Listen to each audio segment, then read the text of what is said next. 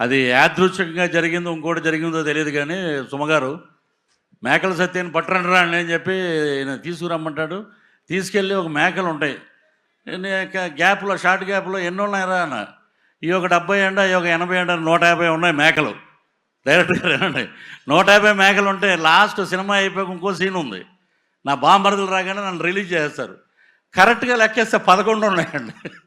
ఇది ఏంటో నాకు అర్థం అవ్వాలి. తొక్కి పట్టి నార తీస్తాం, ఆడపిల్లల జోలికి వస్తే తొక్కి పట్టి నార తీస్తాం, నడు వంచి దెబ్బలు కొడతాం అని చెప్పినటువంటి పవన్ కళ్యాణ్ గారు ఏది తొక్కలేదు, నారాలేదు. మహిళలకు అన్యాయం చేయడం ఒక రాయల్టీగా ఫీల్ అవుతున్నారు జనాలు. మహిళలకి అన్యాయం చేస్తే ఏం కాదులే అంటే వాళ్ళలో ఒక వణుకు, ఒక భయం అనేది తగ్గిపోయింది. ఎందువల్ల? ఒక కట్టుదిట్టమైన వ్యవస్థ లేకపోవడం వల్ల. గత 5 సంవత్సరాలు ఇలా లేదే. ఆడపిల్లల జోలికి రావాలంటే వణుకు పుట్టేది ఒళ్ళంతా. ఎందుకంటే వేగంగా శిక్ష పడుతుంది, వేగంగా పోలీసులు అక్కడికి చేరుకుంటారు, నేరస్తుడు తప్పించుకునే టైం కూడా ఉండేది కాదు. అంత ధైర్యంగా బతికిన మహిళలు ఈ రోజున కూటమి ప్రభుత్వంలో గుండెలు అరచెత్త పట్టుకుని బతుకుతున్నారు. అయినా ఇలా తప్పులు చేసే వాళ్ళందరికీ కూడా కూటమి ప్రభుత్వం మద్దతు పలుకుతూ ఉందంటే నాకు ఆశ్చర్యం వేస్తుంది ఒక్కసారి. మళ్ళీ కిరణ్ గారి విషయంలో, కిరణ్ రాయల్ గారి విషయంలో అంటే ఆగ మేఘాల మీద లక్ష్మి గారిని అరెస్ట్ చేయడానికి జైపూర్ రాజస్థాన్ జైపూర్ నుంచి పోలీసులు వచ్చేసారు, అరెస్ట్ చేశారు, తీసుకెళ్లిపోయారు. మరీ గమ్మత్తుగా ఈ విషయాన్నైనా 3 రోజులు ముందే చెప్పారు.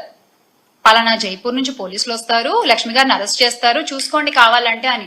ఎగ్జాక్ట్ గా ఏదో కథ చెప్తే సినిమా తీసినట్టుగా ఎగ్జాక్ట్ గా అలాగే జరిగింది. కరెక్ట్ గా 3 డేస్ తర్వాత.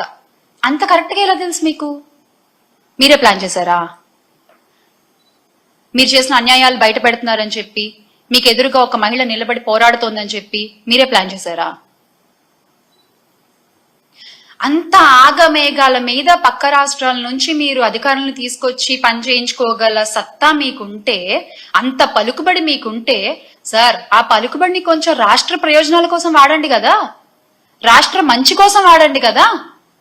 ఒక ఆడపిల్లకి అన్యాయం చేసిన వాడిని రక్షించడం కోసం మీరు ఆ పలుకుబడిని వాడేది కూటమి నాయకులు. ఒక ఆడపిల్లకి అన్యాయం చేసిన వాడిని రక్షించడానికి ఇంత పలుకుబడి వాడతారా? అదేదో రాష్ట్ర ప్రయోజనాల కోసం వాడుంటే ఎంతో కొంత మంచి జరిగేది కదా రాష్ట్రానికి. గెలుపోవటమి సహజమే. చూద్దాం ఏ మేరకు ఈ ప్రభుత్వం ప్రజల ఎక్స్పెక్టేషన్స్కి తగ్గట్టుగా పనిచేస్తుంది చూద్దామని మేము చూస్తున్నాం. చాలా క్రమశిక్షణగా, చాలా పద్ధతిగా మా నాయకుడు చూపించినటువంటి బాటలో ప్రజలకు మేలు చేస్తూ నడవడమే మాకు తెలుసు. ఇలా మీలాగా చీప్ ట్రిక్స్, ఈ చీప్ పాలిటిక్స్ ఎవడనో పెట్టి ఏదేదో చేస్తామంటే నేను ఒకటే చెప్తా ఉన్నా. నాకు నవ్వొస్తుంది పుల్లారావు గారు. ఎందుకో చెప్పనా? నా రాజకీయ అనుభవం 7 ఏళ్ళు. నా 7 ఏళ్ల రాజకీయ అనుభవం ముందు మీ 25 ఏళ్ల రాజకీయం తల జించుకుంది ఈ రోజుతో అనిపిస్తుంది.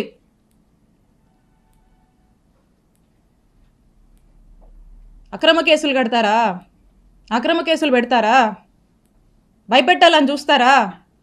మీరు నన్ను కానీ, మా కుటుంబ సభ్యుల్ని కానీ, మా నియోజకవర్గ ప్రజల్ని కానీ, అండ్ ఎస్పెషలీ మా వైఎస్ఆర్ కాంగ్రెస్ పార్టీ నాయకుల్ని, కార్యకర్తల్ని, వైఎస్ఆర్ కాంగ్రెస్ పార్టీ కుటుంబ సభ్యులు, ఇక్కడ ఉన్న వాళ్ళందరినీ కూడా, కుటుంబ సభ్యులందరినీ కూడా బెదిరించి, భయపడి, అక్రమ కేసులు పెట్టి, అక్రమ అరెస్టులు చేస్తే ఎవ్వరం భయపడం.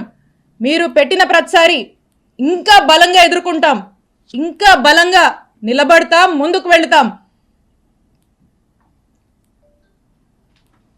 మీరు అనుకుంటున్నారేమో ఇంకో 4 ఏళ్ళు కదా అంటే, వింటున్నాం లాలీలు చెప్తుంటే, ఇంకో 4 ఏళ్ళు కదా హ్యాపీగా వీలైనంత అవకాశం ఉన్నంత వరకు దోపిడీ చేసి, ఇల్లీగల్ పనులన్నీ చేసి, జోబులు నింపుకొని, ఓ బ్యాగ్ నుండి సంపాదించుకొని రిటైర్ అయిపోదాం అనుకుంటున్నట్టున్నారు. ఇప్పటి నుంచి మొదలుపెట్టినా నేను ఇంకో 30 నుంచి 40 సంవత్సరాలు రాజకీయాలు ఇక్కడే చేస్తాను.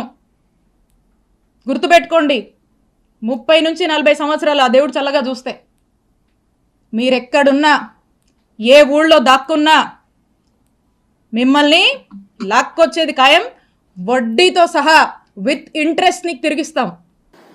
అసలు డిప్యూటీ సీఎం పవన్ కళ్యాణ్ గారు అయితే ఏకంగా బాబు గారి హామీలకి నాది గ్యారంటీ, బాబు గారు చెప్పే ప్రతిదీ అమలు చేసేది నాది వారంటీ, ఆయన చేయకపోతే నేను ప్రశ్నిస్తాను అని మాట్లాడారు. మరి ఈరోజు పవన్ కళ్యాణ్ గారు ఈ సంవత్సరం ఇవ్వాల్సిన తల్లికి వందనం, రైతు భరోసా, నిరుద్యోగ భృతి, ఫ్రీ బస్సు, ఆడబిడ్డ నది ఎవరిస్తారు? మీరిస్తారా? చంద్రబాబు నాయుడుతో ఇప్పిస్తారా? మరి ఇంతవరకు ఇవ్వలేదు కదా. మరి ఎందుకు మీరు ఈ కోట్లాది మంది ప్రజల తరఫున నిలబడి చంద్రబాబు నాయుడిని నిలదీయట్లేదు? ఏం అడ్డం వస్తుంది మీకు అని ప్రశ్నిస్తున్నా.